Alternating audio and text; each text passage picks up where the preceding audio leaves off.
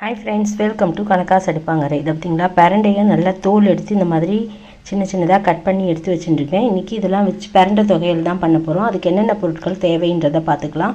பிரண்டை இந்த மாதிரி எடுத்து வச்சுட்டோமா, அதுக்கு வறுத்து அரைக்கிறதுக்கு இந்த பாருங்க, உளுத்தம்பருப்பு, மிளகு, ஒரு 4 மிளகா, ஒரே ஒரு பச்சை மிளகா, ஒரு துண்டு இஞ்சி, புளி ஒரு எலுமிச்சங்காய் அளவுக்கு, தேங்காய் ஒரு 1/4 மூடி தேங்காவை இந்த மாதிரி எடுத்து வச்சுட்டுருக்கேன். நல்லா ஒரு கைப்பிடி அளவுக்கு கருவேப்பிலை, உப்பு, இதான் உப்பு எடுத்து வச்சுட்டுருக்கேன். இதுதான் இந்த தொகைகளுக்கு தேவையான பொருட்கள். இதில் என்னென்ன மொத்தம் 9 பொருட்கள் வரும். என்னென்னு பார்க்கலாம். பாருங்க, உளுத்தம்பருப்பு, மிளகு, மிளகாய், தேங்காய், கருவேப்பிலை 5 ஆச்சா, 5. அதுக்கப்புறம் பிரண்டை 1 6, புளி 1 7, 8 9. இது கூட நம்ம டேஸ்ட்டுக்காக 1 ஸ்பூன் எள்ளும் வெல்லமும் வச்சுக்க போகிறோம். இதை வச்சு அரைச்சி பண்ணோன்னா இந்த பிரண்டை தொகையில் அவ்வளோ டேஸ்ட்டாக சூப்பராக இருக்கும். இப்போது நம்ம அதை தான் பண்ண போகிறோம். இப்போது ஒரு வானா அடுப்பில் போட்டுருக்கேன். அந்த வானா எண்ணெய் குத்தி வச்சுட்டுருக்கேன். எண்ணெய் காயட்டும், அதை பார்க்கலாம். வந்துங்களா, வெள்ளை எள்ளு எடுத்து வச்சுருக்கேன். உங்கள்கிட்ட கருப்பு எள்ளு இருந்தாலும் எடுத்து வச்சுக்கலாம். வெள்ளை எள்ளு, வெல்லம் எடுத்து வச்சுட்டுருக்கேன். இப்போது நம்ம இதை எல்லாத்தையும் வறுத்துக்கலாம். இப்போது முதல்ல எண்ணெய் காஞ்சிடுத்து அதில் நம்ம உளுத்தம்பருப்பு, மிளகு, மிளகாயை வறுத்து எடுத்துக்கலாம்.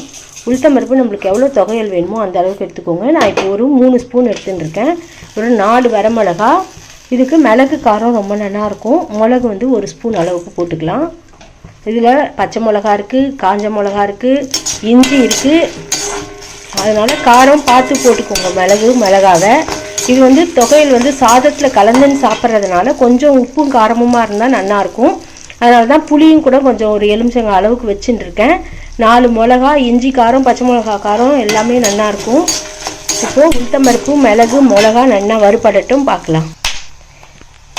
அதுக்குங்களா, நம்மளோட உளுத்தம்பருப்பு, மிளகு, மிளகா நல்லா வறுபட்டு மிளகெல்லாம் வெடிக்கிறது.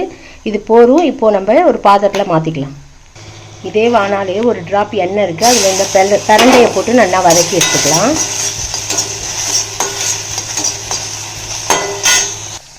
பிரண்டை நல்லா இந்த அளவுக்கு கலர் மாறி நல்லா பொரிஞ்சிடுச்சு எண்ணெயில். இதையும் நம்ம அப்படியே எடுத்து மிக்ஸி ஜாரில் மாற்றிக்கலாம். உளுத்தம்பருப்பு, மிளகு, மிளகாலாம் நம்ம ஏற்கனவே வறுத்ததை ஜாரில் மாற்றிட்டுருக்கோம். அதுலேயே இதையும் போட்டுக்கலாம். போட்டுன்ட்டு இதுலேயே நம்ம இந்த எள்ளை வறுத்துக்கலாம். இந்த வானாலேயே இந்த எள்ளை போட்டு வறுத்துக்கலாம். எள்ளு போட்டால் தான் நல்ல வாசனையாக இருக்கும். தொகையிலே உடம்புக்கும் நல்லது. இந்த மாதிரி தான் நம்ம கொஞ்சம் கொஞ்சம் எதுலையாவது எள்ளு சேர்த்துக்கலாம்.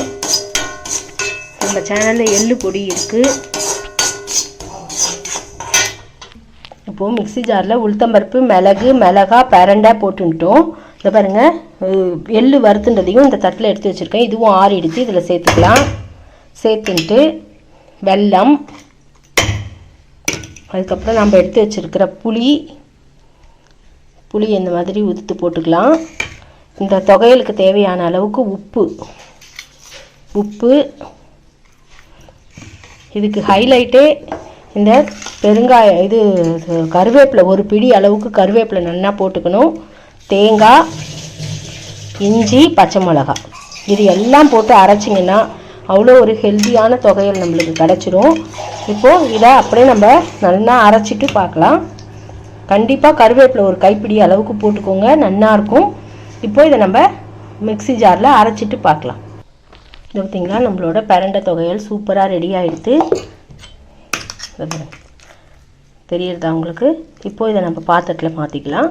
மாற்றின்ட்டு பார்க்கலாம். இந்த மாதிரி நீங்கள் பிரண்டை தொகையில் அரைச்சிங்கன்னா ஒரு 15 நாளைக்கு ஒரு தடவையாவது நம்ம இந்த மாதிரி ஏதாவது பண்ணி சாப்பிட்ணும். இது ஜாயிண்ட் பெயினுக்கு, முட்டி வலி, இது தோள்பட்டை வலி, உடம்பு வலிக்கு பிரண்டை, அந்த ஜாயிண்ட்டு கணு இருக்குது இல்லையா, அதனால் அதை சாப்பிட்டா நல்லதுன்னு சொல்கிறாங்க. அதனால் ஒரு 15 நாளைக்கு ஒரு தடவையாவது நம்ம இந்த மாதிரி பண்ணி சாப்பிட்ணும்.